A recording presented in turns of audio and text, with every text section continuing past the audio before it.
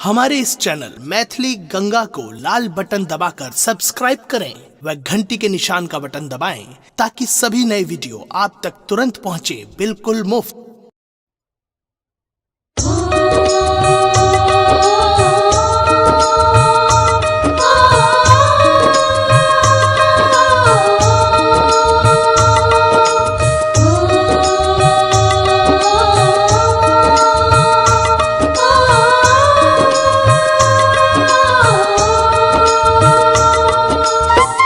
अपने सुन रहल छी गंगा कैसेट की प्रस्तुति।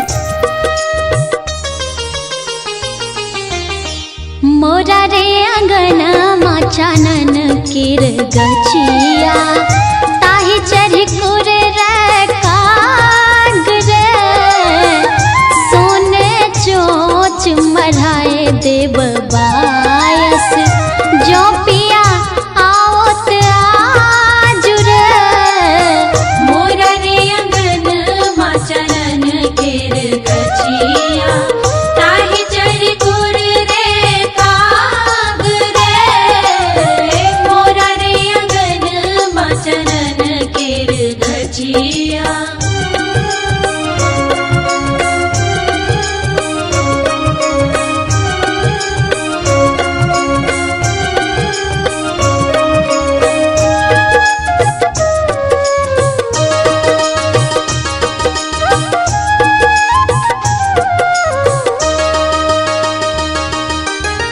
गावह सखी सब झूमर लारे गावह सखी सब झूमर लारे मैंने आराधल जाओ रे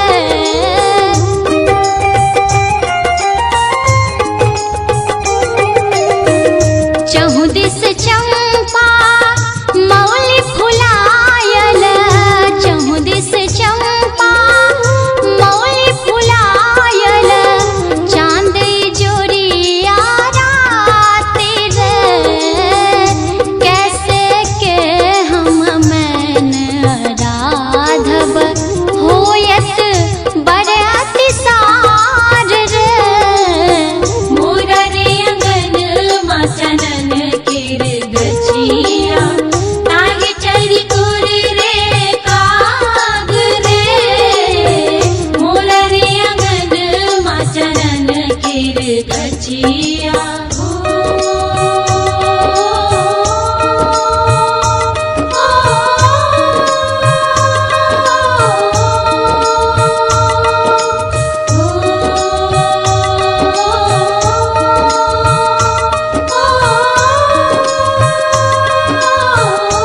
अपने सुन रहल छी गंगा कैसेट की प्रस्तुति।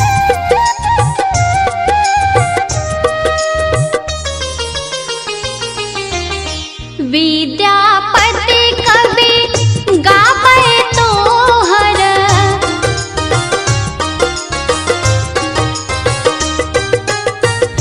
विद्यापति कवि गावे तोहर पहुँच गुण कनिधान रे राव भोगी सर सब गुण